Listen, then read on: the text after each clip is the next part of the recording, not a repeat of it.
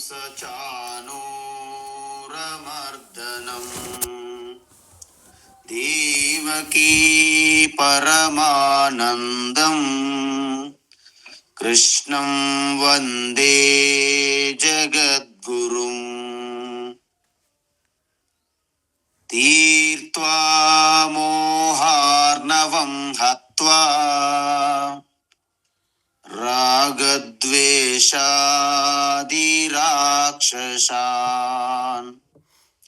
सीता शान्ति समायुक्ता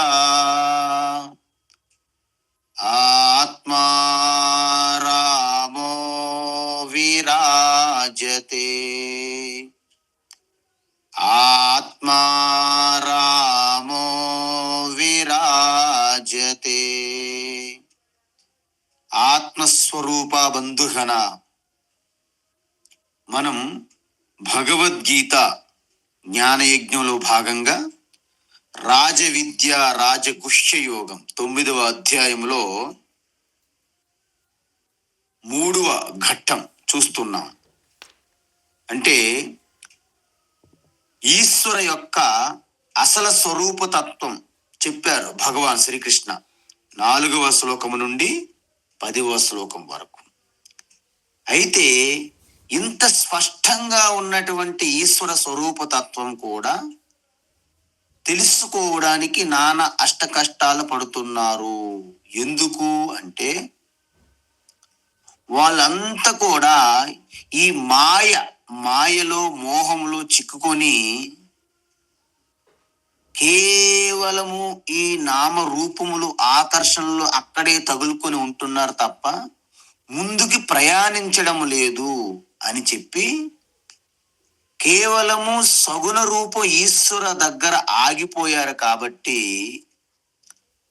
ఆ అవ్యక్త స్వరూపము సర్వవ్యాపి నిర్గుణ స్వరూపమైనటువంటి ఈశ్వర తత్వం యొక్క జ్ఞానము లేకపోవడమే ఈ సంసారముకి కారణము, ఈ సంసారానికి కారణము అని చెప్పారు. ఈ సంసారానికి కారణము 11వ శ్లోకంలో భగవాన్ ఏం చెప్పారంటే అవజానంతి మామూఢా మానుషీం తనుమాశ్రితం పరం భావమజానంతః మమ భూత మహేశ్వరం అని చెప్పారు. అంటే ఈ సంసారానికి కారణం ఏమిటంటే నా యొక్క పరంభావం అంటే ఏంటి? అవ్యక్తము, సర్వవ్యాపి, అకర్త, అభోక్తగా ఉన్నటువంటి అసంగ స్వరూపంగా ఉన్నటువంటి నిర్విశేషం ఈశ్వర తత్వాన్ని తెలుసుకోకుండా ఏం చేస్తున్నారు? మానుషీం తనుమాశ్రితం, నేను కేవలము ఈ మానవ శరీర దేహాన్ని ధరించి ఉన్నాను, దానికే పరిమితమై ఉన్నాను అని అనంత స్వరూపమైన నన్ను పరిచ్ఛిన్నంగా చేస్తున్నారు. అవజానంతి, నన్ను పూర్తిగా తెలుసుకోకుండా నన్ను కేవలం ఒక రూపానికి పరిమితం చేసేస్తున్నారు. ఎందుకంటే సృష్టిలో ఉన్న అనంత రూపములన్నిటి వెనక నేనే ఉన్నాను, దాగి ఉన్నాను. నేను ఆధారంగా కూడా ఉన్నాను, అధిష్టానంగా ఉన్నాను.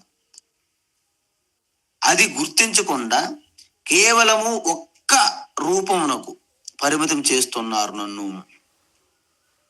అందుకే ఈ విధంగా నన్ను తక్కువ చేస్తున్నారు కాబట్టి, నన్ను అవమానిస్తున్నారు కాబట్టి ఈ మూఢాహ, వీళ్ళు మూఢులు. నా పరంభావము సకల ప్రాణుల హృదయం యందు ఉన్నటువంటి చైతన్య స్వరూప ఆత్మస్వరూపాన్ని నేను దాన్ని తెలుసుకోవట్లేదు. ఆ తెలుసుకోకపోవడం వలనే రూపములు, నామములు, వస్తువులు ఇవన్నీ సత్యం అనుకునే భ్రమలో ఆ చట్రములో తిరుగుతున్నారు. అదే సంసారానికి కారణం. అయితే మరి దీనికి పరిష్కార మార్గం ఏమిటి? మోఘ కర్మాణః మోఘ జ్ఞానా విచేతసః అని చెప్పాం. ఈ శ్లోకం ఒకసారి చెప్పమ్మా. మోఘాశామోఘకర్మాణః మోఘాశామోఘకర్మాణః మోఘాశామోఘకర్మాణః మోఘజ్ఞానావిచేతసః మోఘజ్ఞానావిచేతసః మోఘజ్ఞానావిచేతసః రాక్షసీమాసురీం చైవ రాక్షసీమాసురీం చైవ రాక్షసీమాసురీం చైవ ప్రకృతిం మోహినీం శ్రితాః ప్రకృతిం మోహినీం శ్రితాః ప్రకృతిం మోహినీం శ్రితాః మోఘాశామోఘకర్మాణః మోఘజ్ఞానావిచేతసః మోఘాశామోఘకర్మాణః మోఘజ్ఞానావిచేతసః మోఘాశామోఘకర్మాణః మోఘజ్ఞానావిచేతసః రాక్షసీమాసురీం చైవ ప్రకృతిం మోహినీం శ్రితాః రాక్షసీమాసురీం చైవ ప్రకృతిం మోహినీం శ్రితాః రాక్షసీమాసురీం చైవ ప్రకృతిం మోహినీం శ్రితాః. ఉత్తమం. అయితే ఈ 12వ శ్లోకము నుండి 19వ శ్లోకం వరకు భగవాన్ అనేక రకాలుగా ఉన్నటువంటి వ్యక్తులు, మనుష్యుల గురించి చెప్తున్నారన్నమాట. ఎందుకంటే కొంతమంది వారి సమస్యని తెలుసుకుంటారు, అర్థమవుతుంది. కానీ సమస్య తెలిస్తే పరిష్కారం చాలా తేలిక, అది మనకు తెలుసు. సమస్య ఏమిటి అంటే ఈశ్వరు యొక్క పరమతత్వం గురించినటువంటి అజ్ఞానము, అదే నా సమస్య అని తెలుసుకుంటారు. మరి పరిష్కారం ఏమిటి దానికి? ఆ ఈశ్వరు యొక్క పరాప్రకృతి అంటే నిర్గుణ అవ్యక్త అసంగ స్వరూప తత్వం యొక్క జ్ఞానమే దానికి పరిష్కారము అని అర్థమైతే జ్ఞానం పొందడానికి కావలసిన అర్హత ముందు రావాలి, యోగ్యత కావాలి. ఎందుకు?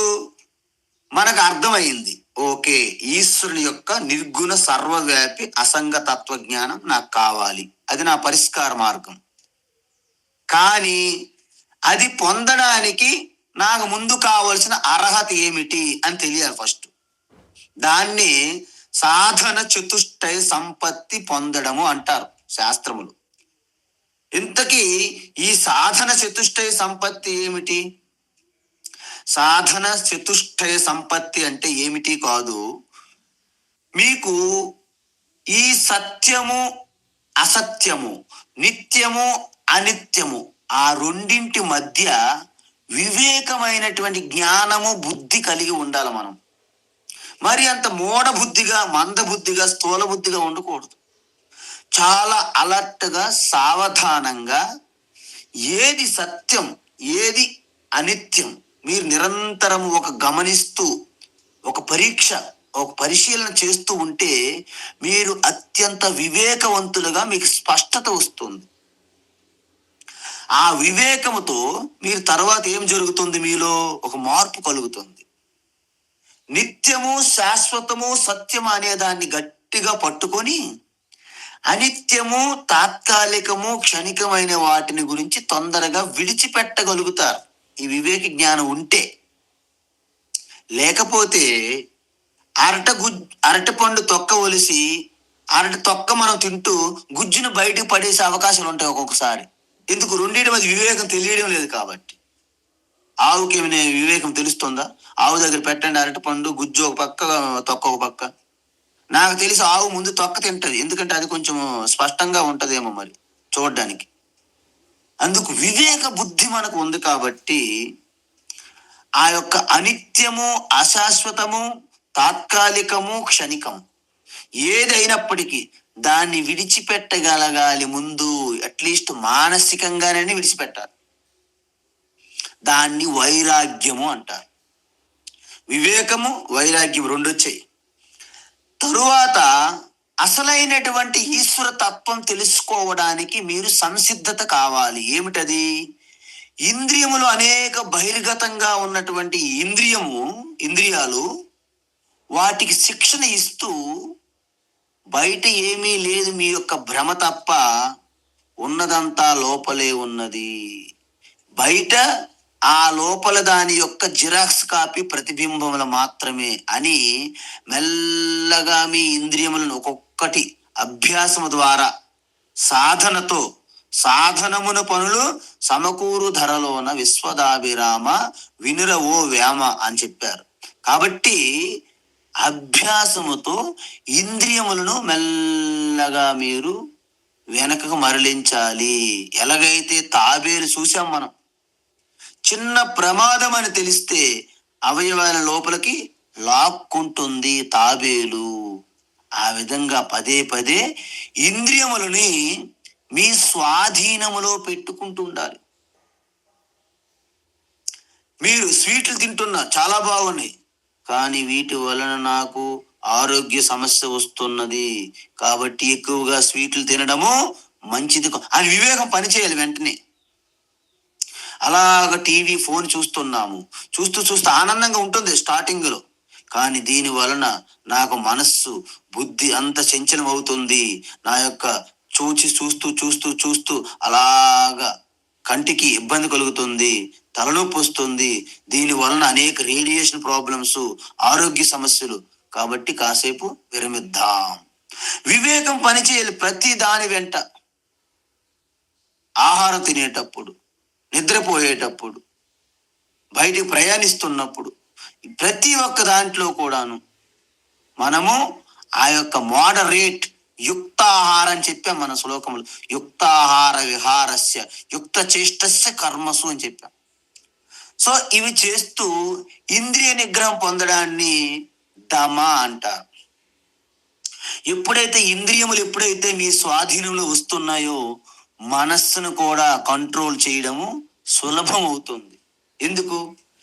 ఈ మనస్సు అనేది సూపర్వైజర్, దాని కింద పనిచేసే ఆ సేవకులే ఇంద్రియములు. సేవకులను అందరిని ఆపేశారనుకోండి, మేనేజర్ ఏం చేయలేడు, ఇంకా మ్యాన్సన్ కట్టలేడు. కాబట్టి మనసు కూడా మెల్లగా మీకు కంట్రోల్కి వస్తున్నది. శనై శనైయుపరమే బుద్ధ్యాధృతి గృహీతయ. వివేకవంతమైన బుద్ధితో మనస్సుని, ఇంద్రియములను కూడా మెల్లగా వెనక్కి తీసుకురావచ్చును. ఇలా చేస్తూ మిగతా ఈ తాత్కాలికమైనటువంటి ఆకర్షణలు, నామరూపముల పైన ఆ ఆసక్తి ఎప్పుడైతే తగ్గుతుందో మీలో ఒక నిశ్చల తత్వం అనేది ఏర్పడుతుంది. దానిని ఉపరతి అంటారు. ఇంకా ఏమి జరుగుతున్నా, శరీరం పరంగా కానీ మానసికంగా కానీ ఏమి జరుగుతున్నా వాటిని వీలైనంత తొందరకు విడిచిపెట్టాలి. ఎందుకు? ఆగమ అపాయన అనిత్యాహ. వచ్చే ఎప్పుడు శాశ్వతం కాదు, అవి ఖచ్చితంగా పోతాయి అనే జ్ఞానం మీకు ఉన్నది. చెప్పారు ఎంతమంది భగవాన్ ఆల్రెడీ. ఆ జ్ఞానముతో మీరన్నిటినీ సహిస్తూ పోతూ ఉంటారు. దానిని తితీక్ష, సహనం. ఇలా మీ బుద్ధి, మనసు రెండు కూడా యుక్తంగా ఒకదానికొకటి సహకరిస్తూ రెండు కలిసిపోతాయి అన్నమాట.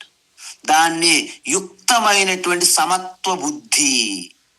ఆ బుద్ధి ఎప్పుడైతే ఈశ్వరుని యొక్క అసలు యథార్థ తత్వజ్ఞానం తెలుసుకున్నదో, బుద్ధి వెళ్ళి మనసు, బుద్ధి మీ హృదయస్థములో మెల్లగా సెటిల్ అవుతుంటాయి. దానినే సమాధానము అంటారు. ఆ సమాధాన స్థితిలో మీ యొక్క ఎరుకని మీరు ఆ యొక్క స్మరణ స్థితిలో ఉంటే దాన్నే సమాధి అవుతుంది. ఈ విధంగా దీనిని సమాధి షట్క సంపత్తి అంటారు. అవి కలగాలంటే ముందు ఆ యొక్క తత్వము, ఈ సంసారానికి పరిష్కారం మీద మీకు శ్రద్ధ ఉండాలి. అందుకే శ్రద్ధ సమాధానం అని చెప్పారు. దీనిని ఈ 6 రకాలు మన యొక్క ఇన్నర్ వెల్త్ అంటారు, లోపల సంపద. ఈ లోపల సంపద ఏదైతే ఉందో అది మీకు ఆధ్యాత్మికంగా తీసుకెళ్తుంది. బయట సంపదలన్నీ మీకు బహిర్ముఖంగా తీసుకెళ్ళిపోతున్నాయి. మొదట ఒకరు వచ్చి అన్నారు నా దగ్గర, స్వామీజీ నేను ఆశ్రమం కట్టాను, జస్ట్ రాజకీయ తీర్థం రుచి చూస్తాను స్వామీజీ, రుచి జడ్పీటీస్ అవుతానన్నా. జడ్పీటీస్ అయిన తర్వాత, నాయన ఒక్కసారి దాంట్లో ప్రవేశిస్తే నువ్వు వెనకకి రాలేవు. నో నో నో, లేదు స్వామి, జస్ట్ రుచి చూస్తానన్నా. ఇప్పుడు ఆయన దాంట్లో తగులుకొని మునిగిపోయి జడ్పీటీస్ కాదు కదా, ఎమ్మెల్యే టికెట్ కోసం అనేక అన్యాయాలు అక్రాంతాలు చేస్తూ ఉన్నారు కొంతమంది. ఎందుకంటే ఒక్కసారి అందులో దిగిన తర్వాత బహిర్ముఖం, అదంతా బాహ్యమైనటువంటి సంపదలు, అధికారాలు అన్ని బయట. ఈ లోపల ఉన్నటువంటి ఈ సంపదే మీకు బ్రహ్మస్వరూప తత్వాన్ని తీసుకెళ్తుంది. ఈ బయట ఉన్న సంపదలు, పలుకుబడులన్నీ కూడాను భ్రమలోకి తీసుకెళ్ళిపోతున్నది. ఇది మనకు తెలియాలి వివేక బుద్ధి ద్వారా. తర్వాత ఇవన్నీ ఉన్న పని కాదు, మనకి అత్యంత ముముక్షత్వం కావాలి. అంటే ఇహైవ జన్మని, ఈ జన్మలోనే నాకు మోక్షం ఇప్పుడు ఇక్కడే కావాలి అనే ఒక తీవ్ర తపన కలిగి ఉండాలి. దానిని ముముక్షుత్వము. ఈ 4 ఏంటివి? వివేకము, వైరాగ్యము, శమధమ మొదలగునవి, ఇంద్రియ నిగ్రహము, మనోనిగ్రహం మొదలైనవి ముముక్షుత్వము.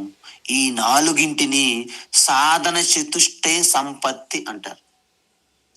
స్వామీజీ వీటన్నింటినీ మేము పొందడం చాలా కష్టం, నాకు కుదరదు. ఓకే, వీటన్నింటినీ ఒక్కొక్క దాన్ని మీరు ప్రయత్నం చేయక్కర్లేదు.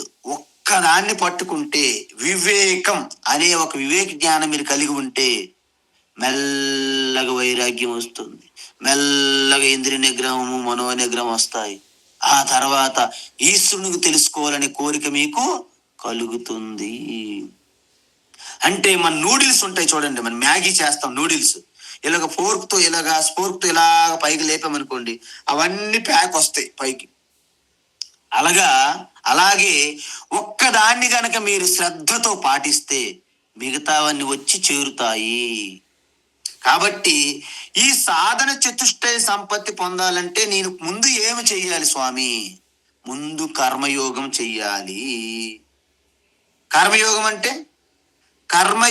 అంటే మీరు చేసే ప్రతి కర్మ ఈశ్వరునికి పూజ, అర్చన అనే భావనతో చేస్తూ, దాని వలన వచ్చే రిజల్ట్ ఏదైనా ఉంది కదండి, అది ఈశ్వరు నుంచి వచ్చే ప్రసాద బుద్ధితో స్వీకరించాలి.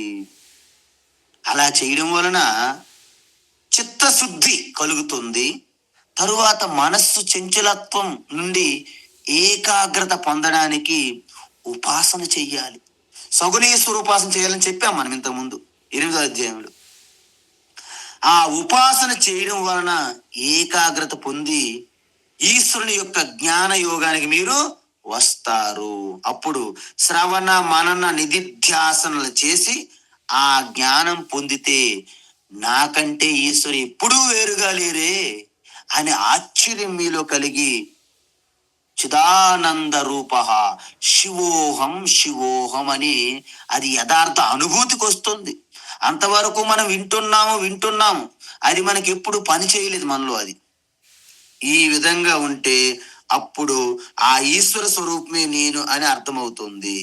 కానీ కొంతమంది అయితే వారికి అసలు సమస్య ఏమిటో తెలియదు, దానికి పరిష్కారం ఏమిటో తెలియదు. కానీ వారు అజ్ఞానంతో కోరుకున్నది పొందకపోతే ఇక మొత్తం పూర్తిగా ఈశ్వర లేదు, ఎవరు లేదు, పక్కన పెట్టేస్తారు. అలాంటి వారిని దురదృష్టవంతులు అంటున్నారు భగవాన్ శ్రీకృష్ణ. అందుకే మనకి కఠోపనిషత్తులో ఒక రథ కల్పన చేశారు. ఏంటి? ఈ శరీరం అనేది ఒక రథము లాంటిది, ఇంద్రియములు గుర్రాలతో సమానంగా ఉంటాయి, మనస్సు అక్కడ రెయిన్స్ అంటే పగ్గాలతో సమానము, బుద్ధిని డ్రైవర్ సారథితో పోల్చారనమాట. రథసారథికి ఎటు వెళ్ళాలో సరిగ్గా తెలిస్తే తప్ప అతని ప్రయాణము సాఫీగా జరుగుతుందా? చెప్పండి మీరు. జరగదు. అర్జునుడికి శ్రీకృష్ణ పరమాత్మ మార్గదర్శనం చూపెట్టినట్లుగా మనము కూడా ఈ భగవద్గీత తత్వానికి వచ్చి మనము కూడా శ్రవణ మననం చేస్తే తప్ప మనకి మార్గం అనేది తెలియదు. మనకి కోరికలు, మనం తప్పుడు కోరికలు పెట్టుకుంటామండి. కాబట్టి మన మార్గం కూడా తప్పు మార్గంలో ప్రయాణిస్తాం. అందువలన సంసారంలో ఎప్పుడు కూడా మన సైడ్ ఎఫెక్ట్స్ లాగా జ్వరం టాబ్లెట్లు వేస్తే హెడేక్ వచ్చింది, హెడేక్ టాబ్లెట్లు వేస్తే జలుబు వచ్చింది, జలుబు టాబ్లెట్లు అయితే దగ్గు వస్తుంది, అంటే ఒక్కొక్కటి పోయి ఇంకొకటి వస్తుంది. ఈ సంసారంలో సర్ది పెట్టడము, ఈ సంసారంలో మనము తాత్కాలిక పరిష్కార మార్గం కూడా అలాగే ఉంటాయి. ఒకదాని తర్వాత ఇంకొకటి, ఇంకొకటి, ఇంకొకటి. మీకు ఎప్పుడు శాశ్వత పరిష్కారం రాదు. అందువలన మన జీవితాన్ని 3 దశలుగా నడుస్తున్నది. ఏమిటి? 1 మనకి జ్ఞానశక్తి అంటారు, 2 ఇచ్ఛాశక్తి, 3 క్రియాశక్తి. వీటి వివరంగా చూద్దాం. చూడండి, ఫస్ట్ మన టీవీ వేసిన వెంటనే ఒక అడ్వర్టైజ్మెంట్ వస్తుంది. అంటే అంతకుముందు దాని గురించి మనకు తెలియదు. ఎప్పుడైతే అడ్వర్టైజ్మెంట్ వేశారో దాని గురించి కొంత సమాచారము, కొంత జ్ఞానం మనకి అందింది. అప్పుడు ఏం చేస్తాము? ఇచ్చ మనలో కలుగుతుంది, అది కావాలి. ఇచ్ఛాశక్తి కలిగిందా? ఫస్ట్ జ్ఞానశక్తి మేల్కుంటుంది, తరువాత అది నాకు కావాలి ఇచ్ఛాశక్తి మేల్కుంటుంది. ఇచ్ఛాశక్తి మేల్కుంటే ఊరికే అయిపోతుందా? మీరు ఏదో ఒక పని చేయాల్సి ఉంటుంది, క్రియ, కర్మ. దాన్ని క్రియాశక్తి అంటారు. అందుకే జానాతి ఇచ్చతి యతతి అంటారు. అంటే ఏదైనా ఫస్ట్ మనకి దాని గురించి జ్ఞానం తెలియాలి, జ్ఞానం ఉండాలి. అయితే అది కావాలి అనే ఒక తీవ్రమైన కోరిక మీలో కలగాలి. అది పొందడానికి మీరు పని చేస్తారు. సో ఈ విధంగా జ్ఞానశక్తి గనక సరిగ్గా లేకపోతే ఇచ్ఛాశక్తి, క్రియాశక్తి మిమ్మల్ని తప్పుదోవ పట్టిస్తాయి. అందుకే ఈ ప్రపంచమంతా ఇంత అధ్వాన్నంగా, ఇంత దారుణంగా విరుద్ధ మార్గములో ప్రయాణించిన కారణం చెప్పనండి, తప్పుడు జ్ఞానం వలనే. అందువలన ఈ జ్ఞానశక్తి, తప్పుడు జ్ఞానం పొందుతున్నాం మనం. అందువలన తప్పుడు కోరికలు తీర్చుకోవడం, తప్పుడు మార్గములు. చూసారా, అన్ని మొత్తం. ఒక్కసారి నేను భువనేశ్వర్ వెళ్ళాలని బయలుదేరి, భువనేశ్వర్ నేను వెళ్ళాలి కదండి, నేను ఏం చేశానంటే చెన్నై ఎక్స్ప్రెస్ ఎక్కాను. చెన్నై ఎక్స్ప్రెస్ ఎక్కడమే తప్పు. ఇంక నేను ఎప్పటికైనా సరే చెన్నై ఎలా చేరుతాను తప్ప భువనేశ్వర్ ఎప్పుడైనా చేరుతానా? ఎప్పటికీ చేరు. ఇక్కడ జ్ఞానం పరిస్థితి అలాంటిదే. ముందు మన జ్ఞానశక్తిలోనే తప్పు ఉన్నది. ఇక మనము ఇచ్ఛాశక్తి, క్రియాశక్తి కూడా తప్పుడు మార్గంలో మనం లాక్కెళ్ళిపోతుంది బహిర్ముఖంగా. అందువలన భగవాన్ ఏమన్నారంటే, దురదృష్టవంతులకి అవివేకులు, విచేతసహ అంటే అవివేకులు. వీళ్ళు అవివేకులు. ఎందుకంటే తప్పుడు జ్ఞానం పొంది మేమే జ్ఞానవంతులు అనే భ్రమలో తిరిగేస్తున్నారు. ఇంతకుముందు చెప్పాం మనం, అవిద్యాయామంతరే వర్తమాన స్వయం ధీర పండితం మన్యమాన. తప్పుడు జ్ఞానం తెలుసుకొని మేము విద్వాన్లు, పండితులు అని చెప్పడానికి ఆగరు, విడిచిపెట్టరు. మీరు ఏది చెప్పండి, ఏదో విషయం చెప్పడానికి సిద్ధంగా ఉంటాడు ఆయన, అంతే. ఆయనకి పని అనమాట అది. మీరు ఏది చెప్పండి, ఆయన చెప్పింది ఏదో కొత్తతనంగా అనిపిస్తుంది ఆయనకి, అంతే. మనం చెప్పింది సరిగ్గా వినరు, సరైన జ్ఞానం పట్టుకోరు. అందువలన నిజానికి మనందరం కూడా అవివేకులమే. ఎందుకు? మనకి పూర్తిగా ఏది శాశ్వతము, ఏది తాత్కాలికము, ఏది నిత్యము, ఏది అనిత్యం అనేది మనము చూడటం లేదు. అందువలన ఇక్కడ శాస్త్రము మే హెల్ప్ డిస్క్ లో కూర్చొని శాస్త్రం, భగవద్గీత, నేను మిమ్మల్ని ఏ విధంగా సహాయం చేయగలను అని. అందువలన ఉపనిషత్తులు ఏమంటున్నాయి అంటే, ఇష్టాపూర్తం మన్యమానా వరిష్టం నాణ్యశ్రేయో వేదయంతే ప్రమూఢా నా కస్య పృష్టే తే సుకృతే నుభూత్వా ఇమం లోకం హీనతరం వా విశంతి. అంటే నాకస్య పృష్టతే సుకృతే అనుభూత్వా ఇమం లోకం వా హీనతరం వా విశంతి. అంటే ఏమవుతుంది? ఇష్టాపూర్తం మన్యమాన వరిష్టం అంటే వేదములో కర్మకాండలో చెప్పినదే అల్టిమేట్ జ్ఞానం. అంటే నువ్వు ఈ యజ్ఞం చేస్తే ఈ లోకానికి వెళ్తావు, నువ్వు ఈ కర్మ చేస్తే ఇది పొందుతావు అని వేద కర్మకాండలు ఏవైతే చెప్పాయో అదే అల్టిమేట్ సత్యం అని పట్టుకున్నారు ఈ పరమానంద శిష్యులంట. చూడండి, ఇష్టాపూర్తం, ఇష్ట అంటే యజ్ఞయాగాలు, అవే ఇంకా పరమ శ్రేష్టము జ్ఞానం. వాట్ జ్ఞానం? వాట్ ఆర్ యూ టాకింగ్ అంటారు వాళ్ళు. అసలు ఎందుకంటే ఈ కర్మకాండే శ్రేష్టము, వేద ఉపనిషత్తు బ్రహ్మ విద్య ఇదంతా భ్రమ. అసలు అలాంటి జ్ఞానం ఏమీ లేదు. నువ్వు కర్మ చేస్తేనే నీకు ఏదైనా రిజల్ట్, నువ్వు వంట వండితేనే నీకు అన్నము ఆహారం, ఈ విధంగా లాజికల్ చెప్తారు వాళ్ళు. అందువలన నా అన్యశ్రేయ వేదయంతే, వేదములలో ఈ కర్మకాండ కంటే గొప్పదేమీ వేదాలలో లేదు అని వాదిస్తారంటే ఎవరు? ప్రమూఢాహ అంటే మూఢత్వంలో కూడా డాక్టరేట్ చేశారు వాళ్ళు. ప్రమూఢ అంటే ప్రకర్షేణ మూఢాహ ఇది ప్రమూఢాహ. అంటే ప్రకర్షణ అంటే ఏంటి? అంటే మూఢత్వములో పిహెచ్డి డాక్టరేట్లు చేశారు. మూఢత్వంలో అజ్ఞానంలో. ఆ ప్రమోడ ఏమంటారంటే నాకస్య పృష్ఠతే సుకృతే అనుభూత్వ, స్వర్గాది లోకముల కంటే గొప్పది ఇంకేమీ లేదు. ఇమం లోకం వా హీనతరం వసంత, వాళ్ళు ఏమవుతారు? స్వర్గలోకములో పుణ్యం ఖర్చు అయిన తర్వాత ఈ మత్స్యలోకంకే రావచ్చు, ఇంకా అంతకంటే హీనమైనటువంటి జన్మలు పొందుతారు అని చెప్తున్నారు. ఎందుకు? ఆ బ్రహ్మ భువనాలోకా పునరావర్తినోర్జున అని చెప్పారా? ఏ స్వర్గంలోకి వెళ్ళి మళ్ళీ కిందకు వస్తావని చెప్పారు భగవాన్. అందువలన వాళ్ళకి ఈ యొక్క శాస్త్రం పూర్తిగా నేర్చుకోరు, అంత వారికే తెలిసినని భ్రమలో అహంభావం ఉంటుంది. అటువంటి వారిని ఉపనిషత్తు ప్రమూఢలు, ప్రకర్షేణ అజ్ఞానులు, మూర్ఖులు అన్నది. అయితే మోగ జ్ఞానాహ, వారి జ్ఞానము తప్పుడు జ్ఞానం. వాళ్ళు ఎప్పుడు కూడా పలాయన రేవులో స్నానం చెయ్యండి, పలాయన తీర్థయాత్రకి వెళ్ళండి, పలాయన గుడి దగ్గరికి వెళ్ళండి, పలాయన మహాత్ముని దర్శించండి, ఇలాంటివేవో సంథింగ్ అవుట్ సైడ్ వే చెప్తారు తప్ప పూర్తిగా అల్టిమేట్ వాస్తవమైనటువంటి యథార్థ తత్వజ్ఞానం చెప్పరు, తెలుసుకోరు. వారిని మోగ జ్ఞానాహ అన్నారు. అంటే తప్పుడు జ్ఞానంతో స్పష్టంగా డిగ్రీలు పెట్టుకుని ఉన్నారు పట్టుకొని. అందుకే భజగోవిందులు ఏం చెప్పారు?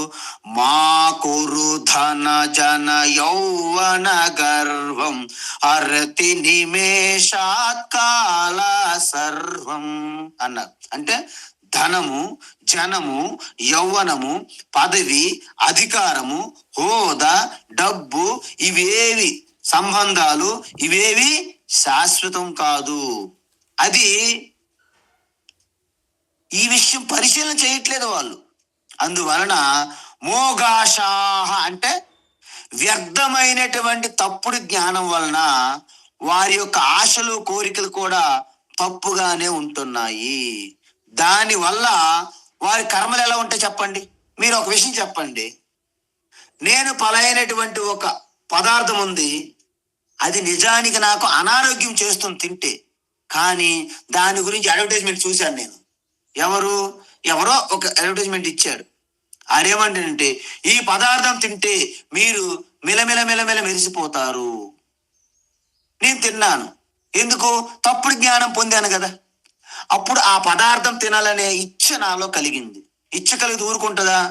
ఏదో రకంగా డబ్బులు ఏర్పాటు చేసి తెప్పించుకున్నాను, తిన్నాను, అనారోగ్యం పాలయ్యాను. అందువలన ఎప్పుడైతే తప్పుడు జ్ఞానం వలన తప్పుడు కోరికలు మీకు కలిగాయో వాటిని తీర్చుకోవడానికి మనం ఏం చేస్తాము? తప్పుడు కర్మలు చేస్తాం. మోఘ కర్మాణః, వారు చేసే కర్మలు కూడా వ్యర్థమైన కర్మలుగానే ఉంటాయి. అంటే వారు కోరుకున్న ఫలాలు వారికి రావు కదా. అశాశ్వతమైన వస్తువుల నుంచి శాశ్వత ఫలాలు ఎవరికైనా వస్తాయండి? మీరు చెప్పండి నాకు. ఇప్పుడు కార్డు బోర్డు చైర్ ఉందండి మన ఇంట్లో, షో కేసులో పెట్టాం. ఒక అమ్మగారు వచ్చారు, ఏ స్వామీజీ గారు కార్డు బోర్డు చైర్ చాలా బాగుంది, చాలా బాగుంది అమ్మ, చూడడానికే బాగుంది, కూర్చోడానికి ట్రై చేస్తే కింద పడతారు. అందువలన ఈ అశాశ్వతమైన వాటి నుండి శాశ్వతమైనటువంటి ఫలాన్ని మీరు ఎలా కోరుకుంటున్నారండి అంటే మీకు తప్పుడు జ్ఞానం ఉన్నది దానిపైన. అందుకే కామ ఏష క్రోధ ఏష రజోగుణ సముద్భవ మహాశనో మహాపాప్మా విద్యేన మిహ వైరిణం నజాతు కామ కామానా ఉపభోగేన శామ్యతి హవిషా కృష్ణవర్త్మేవ భూయ ఏవాభివర్ధతే అని చెప్పాను. ఏది స్టోరీ చెప్పాను మీకు ఇంతకుముందు నేను. ఒక్కసారి ఈ తప్పుడు కోరికలు తీర్చుకోవడానికి మీరు ఒక్కసారి ప్రయత్నించారా, ఆ కోరికలనే వలలో పడిపోయి మీ బయటికి రాలేరు. ఎందుకు? ఒక్కసారి మీరు ఆ అగ్నిలో ఆహుతిగా నెయ్యి వేయడం మొదలెట్టారని కొంచెం కొంచెం అగ్ని పెరుగుతుందా తగ్గుతుందా? పెరుగుతూ ఉంది. కాబట్టి మహాశన, దానికి ఎప్పుడు ఆకలి తీరినటువంటి ఈ ఫైర్ లాంటి ఈ కోరికలు మిమ్మల్ని అలాగ పాతాళానికి తీసుకుపోతాయి. అయితే ఏమవుతుంది? కోరికలు సరైనవి కానప్పుడు ఎన్ని కోరికలు తీరినా ఇంకా కోరికలు పుట్టుకొస్తుంటాయి భూగర్భ జలాల్లాగా. అందువలన ఈ కోరికలు దురాశ మరిన్ని కామ్యకర్మలు, అవసరమైతే దుష్కర్మలు కూడా చేయడానికి ప్రేరేపిస్తాయి అన్నమాట. అందుకే రాక్షసీమాసురీం చైవ ప్రకృతిం మోహినీం శ్రితా, చూసారా? అందువలన వీళ్ళు రాక్షస స్వభావాన్ని పొందుతారు మెల్లగా. కర్మలన్నీ కామ ప్రధానం, అత్యంత కామాతురానం నభయం నా లజ్జ అనే చక్రంలో పడిపోతారనమాట. వాళ్ళకి ఇంకా గౌరవం, మానము, మర్యాదలు ఏమి ఉండవండి, అస్సలు ఉండవండి. మీరు చూస్తున్నారు కదా, ఒక్కసారి ఈ వెండి తెరపై మీరు కనిపించాలని ఒక్కసారి వెళ్ళిన వాళ్ళు ఎక్కడ చేరుకుంటున్నారో మీరే చూస్తున్నారు. ఈ రోజు క్రోధ ప్రధానంగానో కామముగా ప్రధానంగానో ఉన్న కర్మలే చేస్తుంటారు. ఇంకో మాటలు చెప్పాలంటే రాగద్వేషాలు నిండిపోయి ఉంటాయి అన్నమాట. ఈ రాగము అటాచ్మెంట్ వలన చాలా బలమైనటువంటి కోరికలు కలుగుతాయి. కామం అవి అడ్డుకుంటే ద్వేషం వలన క్రోధము, కోపం నుండి క్రోధము. దీనిని రాక్షస గుణము, ఆసురీ సంపత్తి అంటారు. అందువలన ఒకటి రాగ ప్రధానమైతే ఇంకొకటి ద్వేష ప్రధానము. వీటికి మధు కైటభ అంటారు. మధు అంటే రాగము, ద్వేషం అంటే కైటభ. మధు అంటే రావణ, ద్వేషం అంటే కుంభకర్ణ. ఇదే మీకు ఏదో ఒకటి చెప్పుకోవచ్చు. సో ఈ విధంగా ఎప్పుడైతే కోరికలు రాగంగా కామంగా ఉంటాయో అప్పుడు తీరడానికి అవసరమైతే అవినీతి, అడ్డదారులు తొక్కుతుంటాం మనం. ఎందుకంటే నీకు ధర్మంగా న్యాయంగా తీర్చే అవకాశాలే లేవు. అందుకే కదా ఇప్పుడు 100ల్లో జరిగే అవినీతి వేలల్లోను, వేలల్లో జరిగే అవినీతి లక్షల్లోను, లక్షల కోట్లు, ఇప్పుడు వేల కోట్లు కూడా కాదు, లక్షల కోట్లు అవినీతి జరిగిందని ఈ మధ్యన చూస్తున్నారు మీరు. ఎందుకు ఈ గ్రేడ్ పెరిగింది అంటే వారిలో ఉన్నటువంటి దురాశ, దురాగతాలు, ఆ కోరికల యొక్క తీవ్రత, ఆ రాగము యొక్క తీవ్రత అంతవరకు తీసుకెళ్తుంది సమాజాన్ని. కానీ ఒక వస్తువు మీద విపరీతమైన రాగం ఉందనుకోండి, వారు దాన్ని ఏ విధంగా అయినా సరే మనం పొందాలి, లేకపోతే నాశనం చేయాలంటాం తప్ప మనకు రాకుండా వేరే వారి దగ్గర ఉంటే మనము ఊరుకునే ప్రసక్తి ఉండదు. దీన్ని అత్యంత ద్వేషము అంటారు అన్నాడు. సో ఈ విధంగా మనము 2వ అధ్యాయంలో చూసాం. ధ్యాయతో విషయాన్ పుంసః సంగస్తేషూపజాయతే సంగా సంజాయతే కామః కామాత్ క్రోధోభిజాయతే క్రోధాత్ భవతి సమ్మోహః సమ్మోహ స్మృతి విభ్రమః స్మృతి భ్రంశాత్ బుద్ధినాశః బుద్ధినాశ ప్రణశ్యతి. నువ్వు సర్వనాశనం అయిపోవడానికి కారణము ఫస్ట్ తప్పుడు ఆలోచన, తప్పుడు జ్ఞానమే నీకు అందింది. అక్కడి నుండి తప్పుడు కోరికల్లోకి వెళ్ళావు. తప్పుడు కోరికల్లోకి వెళ్ళి తప్పుడు కోరికలతో ఈ అటాచ్మెంట్ రాగానికి తగులుకొని తప్పుడు కోరికలు కామంతో అడ్డదారులు తొక్కుతూ రాగద్వేషాల చక్రంలో పడ్డావు. అప్పుడు నీ యొక్క బుద్ధి వివేకం అంతా కోల్పోయావు. సర్వనాశనం, పతనం సిద్ధమైంది. అప్పుడు మరి వీటి నుంచి నేను బయటపడాలంటే ఏం చేయాలి స్వామీజీ? అందుకే భగవాన్ శ్రీకృష్ణ కర్మయోగం 3వ అధ్యాయంలో పంచమహాయజ్ఞాల గురించి చెప్పారు. వీళ్ళెవ్వరూ పంచమహాయజ్ఞాలు చేయరండి. ఎందుకంటే మాకు ఇవన్నీ చిన్నవి అనిపిస్తుంది అన్నమాట. నిత్య నైమిత్య కర్మలు అంతకంటే చేయరు. అంటే వారి యొక్క కర్తవ్య బాధ్యతలు కూడా విస్మరిస్తారన్నమాట. ఎందుకంటే ఆ సమయాన్ని కూడా నేనేదో డబ్బు సంపాదించవచ్చు కదా, ఎందుకంటే ఈ సమయం వేస్ట్ అనిపిస్తుంది వాళ్ళకి. నాకేంటి ఇలా అంటారనమాట. నేను మాట్లాడినా నాకేంటి, నేను నిల్చున్న బయటికి 2 అడుగులు వేసినా నాకేంటి, ఈ టైప్ మనుషులు అనమాట వీళ్ళు. అందువలన అటువంటి వారిని రాక్షసి ఆసురీంచ ఏవా ప్రకృతి అంటే వాళ్ళ యొక్క స్వభావము రాక్షస అసుర స్వభావం. ఇక్కడ అసుర స్వభావము, రాక్షసులు, అసురులకు తేడా ఏమిటి చెప్పాలండి? అసురులు ఏంటంటే మొత్తము నాకే ఉండాలని కోరుకునేవాడు అసురుడు. రాక్షసుడు అంటే ఏంటి? నాకున్నది ఉంటుంది, ఎదుటోడిని ఏడిపించడము, బాధ పెట్టడమే ఆడికి ఆనందం. వాడు రాక్షసులు అంటారు. అందువలన రాక్షసి ఆసురి స్వభావము. ఏమవుతుంది వీళ్ళకి? శ్రితాహ మోహిని, ఆ జగన్మోహిని, ఆ మోహ జాల్లో పడతారు. ఎందుకు? దాన్ని ఆశ్రయించారు వీళ్ళు. ఈ మార్గములు ఎప్పుడైతే పడిపోతారో ఆ మోహమును చేసి వీరి కామ్య కర్మలతో ఆగరు, నిషిద్ధ కర్మలు చేస్తారన్నమాట. అంటే చూస్తున్నాం కదండి ఈరోజు యాసిడ్ దాడులు ఇవన్నీ ఎందుకు జరుగుతున్నాయి అంటే నిషిద్ధ కర్మలు కూడా వాళ్ళు బ్రహ్మాండంగా చేస్తున్నారు. అందువలన కామ్య కర్మలు, నిషిద్ధ కర్మలు పెరగడం వలన వాళ్ళు రాక్షసులుగా తయారవుతున్న సమాజం అంతా. అందువలనే మనము నేరస్తుల విషయంలో మీరు అంత ఒక్కసారి పరిశీలన చేస్తే రోజు రోజుకి ఎందుకు పెరిగిపోతుందంటే ఈ అజ్ఞానము, తప్పుడు జ్ఞానం ప్రచారం ఎక్కువ జరుగుతుంది సమాజంలో. తప్పుడు జ్ఞానమే వీటన్నిటికీ మూల కారణం అని చెప్తున్నారు భగవాన్.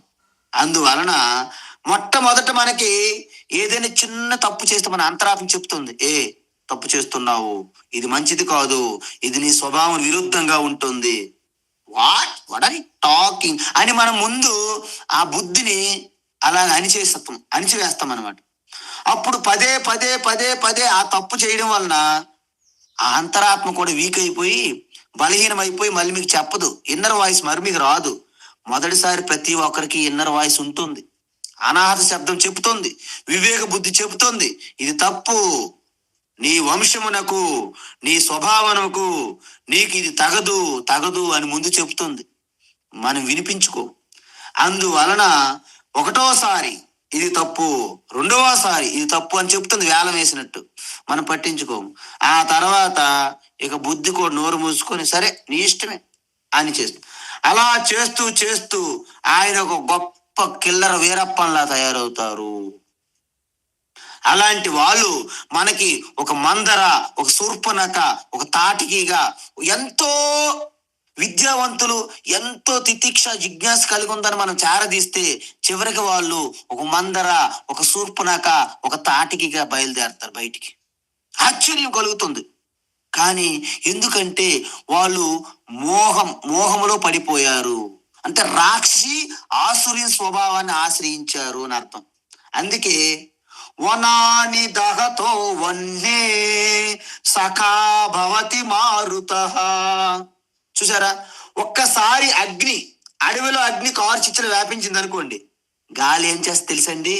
ఆహా మిత్రమా, శబాష్ శబాష్ శబాష్ అని ఆ అగ్ని కూడా గాలి ఫ్రెండ్ అయిపోతుందండి. మరకాన్ని పెంచుతుంది అగ్నిని. అదే అగ్ని చిన్న నిప్పురవ్వలా ఉందనుకోండి, నువ్వు చిన్న నిప్పురవ్వలా ఉంటావు, నీ సంగతి తేలుస్తా. అగ్ని వెళ్ళి ఆ నిప్పురవ్వను ఆర్పేస్తుంది వెళ్ళి. చూసారా, చూసారా దారుణం.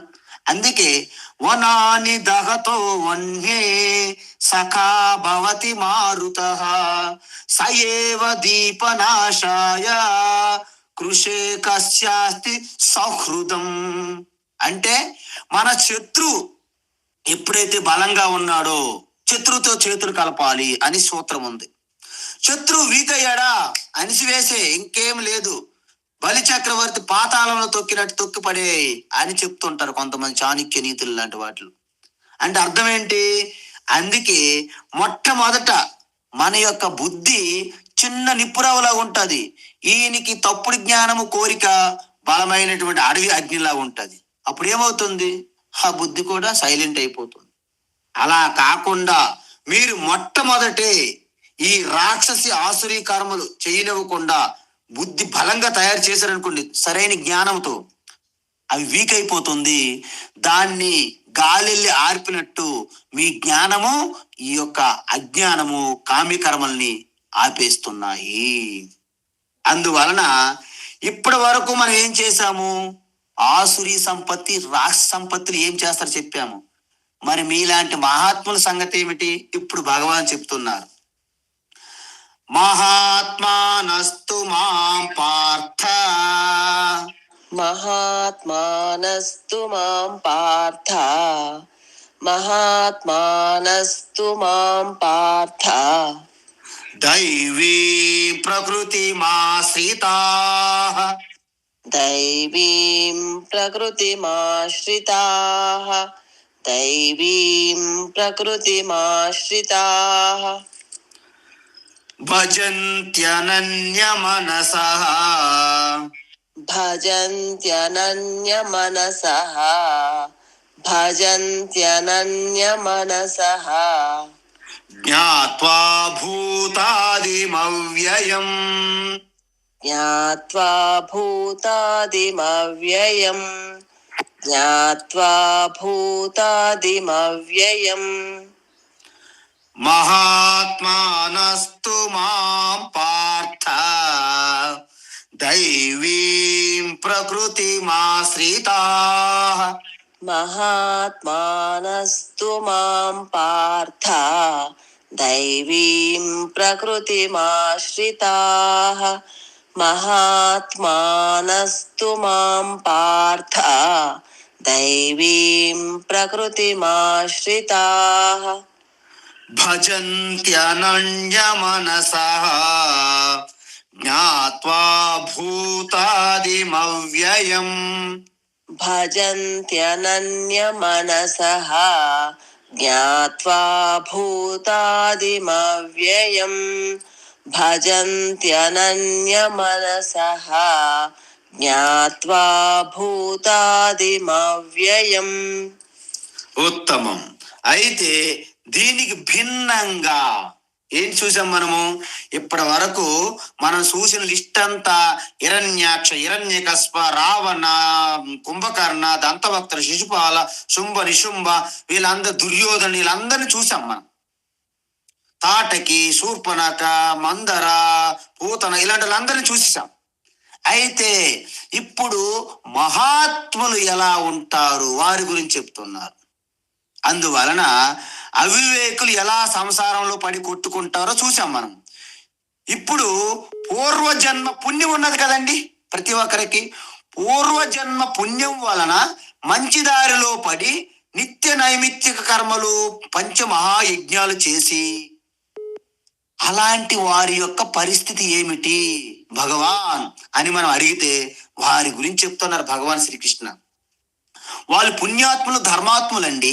మహాత్మాన, వాళ్ళు ధర్మాత్ములు. ఎందుకంటే పూర్వజన్మ సుకృతము వాళ్ళకి ఫిక్స్డ్ డిపాజిట్ గా ఉన్నది వాళ్ళ దగ్గర.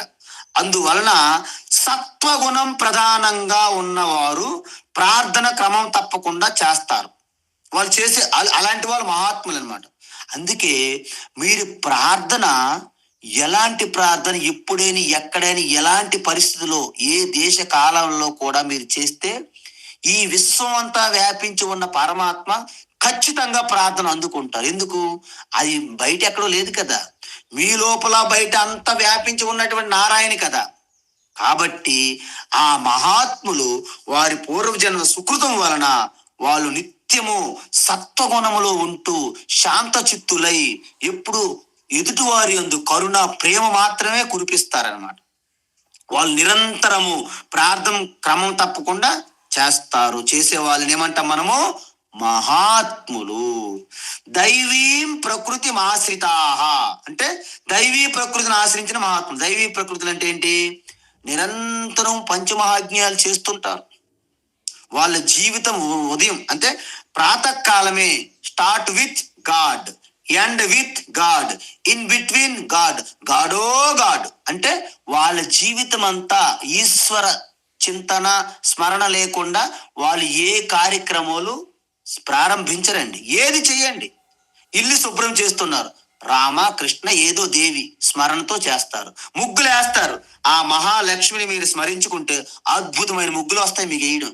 లేకపోతే అంత చిందరవందరగా ఉంటాయి మీ ముగ్గులు. వంట చేస్తారు, అన్నపూర్ణ మాతను మీరు స్మరించుకోండి, ఇంకా ఆవిడ కంటే బాగా వంట చేసిన వాళ్ళు ఎవరుంటారండి? జగన్మాత, ఆ జగజ్జనని కంటే. అదే విధంగా ఎవరికైనా భిక్ష వేసినప్పుడు సాక్షాత్ అన్నపూర్ణ భోలేనాథ్కి భిక్ష పెట్టినట్టు మీరు భావం చేయండి. యద్భావం తద్భవతే అండి. మీరు దాంట్లో సంశయం పెట్టుకోవద్దు. ఏ విధంగా what you think so you are. మనం ఏ విత్తనము మాకు నాటితే అదేగా చెట్టు వస్తుంది. లేకపోతే వేప విత్తనము నాటి మీరు మామిడి పళ్ళు చెట్టు, మామిడి చెట్టు, మామిడి చెట్టు అంటే వస్తుందండి? జపం చేయండి పోనీ కూర్చొని, అక్కడ రాదండి. What you so, what you so, so you reap. మీరు ఏది విత్తనం నాటితే అదే వస్తుంది. అందువలన వీళ్ళు నిరంతరము పంచమహాయజ్ఞాలు చేస్తారు. శాస్త్రబద్ధంగా, ధార్మికంగా, ధర్మబద్ధంగా సంపాదిస్తారు. ధర్మబద్ధంగా భోగములు కోరికలు తీర్చుకుంటారు. అంటే వీరికి నిత్య అనిత్య వస్తువుల మధ్య వివేకము స్పష్టంగా ఉంటుంది. అంటే ఈశ్వర కాని ప్రతిదీ నాశనం అవుతుందని వీళ్ళకి స్పష్టంగా తెలుస్తుంటది అనమాట. చూస్తున్నారు, అనుభవం, పరీక్షలోక కర్మచిత. అందుకే సస్వన్నస్వరమేవ విశ్వమఖిలం నిశ్చిత్య వాచా గురో నిత్యం బ్రహ్మ నిరంతరం విమృశత నిర్వ్యాజ శాంతాత్మనా. స్వర్ణస్వరమేవ విశ్వమఖిలం నిశ్చిత్య వాచా గురో నిత్యం బ్రహ్మ నిరంతరం విమృశత నిర్వ్యాజ శాంతాత్మనా. భగవాన్ శంకరాచార్య మనీష పంచకంలో చెప్పారు, ఈ నిత్యానిత్య వివేకం చెయ్యటానికి ఎంతో సమయం పట్టదు. ఎందుకు?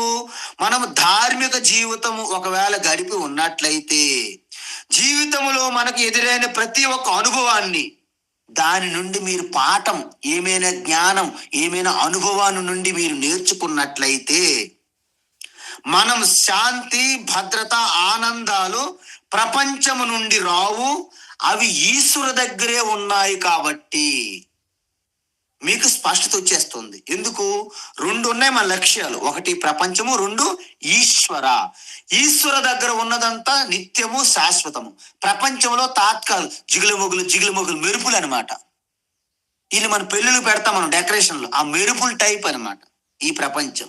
కాబట్టి ఎప్పుడైతే ఇలాంటి వివేకవంతంగా తెలుసుకుంటారో వాళ్ళని మహాత్మానః అంటారు కృష్ణ పరమాత్మ. ఈ వివేకం ఎలా వచ్చింది? దైవీ ప్రకృతి ఆశ్రిత్యాహ అంటే దైవీ సంపత్తి అంటే సాధన చతుష్టయ సంపత్తి చెప్పాను కదా ముందు.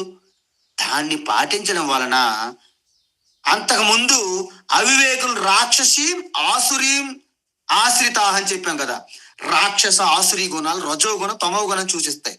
అంటే అసురులు రజోగుణం కలిగి ఉంటారు, రాక్షసులు తమో గుణం కలిగి ఉంటారు. ఈ రెండు మిక్సింగ్ కలిగి ఉన్న వాళ్ళే ఈ రెండు గ్రూపులు అనమాట. కానీ ఇక్కడ దైవీ సంపత్తి ఎవరిది? మీరందరూ సత్వగుణ సంపన్నులు, అందుకే మీరు దైవీ సంపత్తి. దైవీ సంపత్తి ఉన్నవారే దైవత్వం పొందుతారు. ఇది చిన్న లాజిక్. రాక్షసి సంపత్తి ఉన్నవాళ్ళు రాక్షసులుగా రాక్షసత్వం పొందుతారు. అంతే కదండి. అందువలన ఈ దైవీ గుణం సత్వగుణాన్ని సూచిస్తుంది. అందువలన మనము కనీసం ఎవరైనా బలవంతం చేసినా కానీ మీరు నిషిద్ధమైనటువంటి కర్మలు, ధర్మ విరుద్ధ కర్మలు మీరు చెయ్యలేరు. మీ స్వభావం ఊరుకోదు. మీ హృదయం మిమ్మల్ని ఖండిస్తుంది, మీకు ఇబ్బంది పెడుతుంది, బాధిస్తుంది. అందువలన మీరు చెల్లించిపోతారు తప్ప ఈ యొక్క నిషిద్ధమైన కర్మలు మీరు చెయ్యరు. చేసిన ఒకవేళ కామ్యకర్మలు ఏదైనా అప్పటికప్పుడు చేసినా వెంటనే దాని నుంచి మీరు పాఠం నేర్చుకుంటారు. నిషిద్ధ కర్మలు అంటే మీ జీవితంలో చేయలేరు, అంతే. మా జ్ఞాత్వ, నన్ను తెలుసుకుంటారు, నేను వారి యొక్క అంతిమ లక్ష్యంగా ఉన్నాను అని చెప్పారు భగవాన్. చూసారా, ఎవరైతే దైవీ సంపద ఉంటుందో వాళ్ళు మాత్రమే ఈశ్వరు యొక్క యథార్థ తత్వాన్ని తెలుసుకుంటారంట.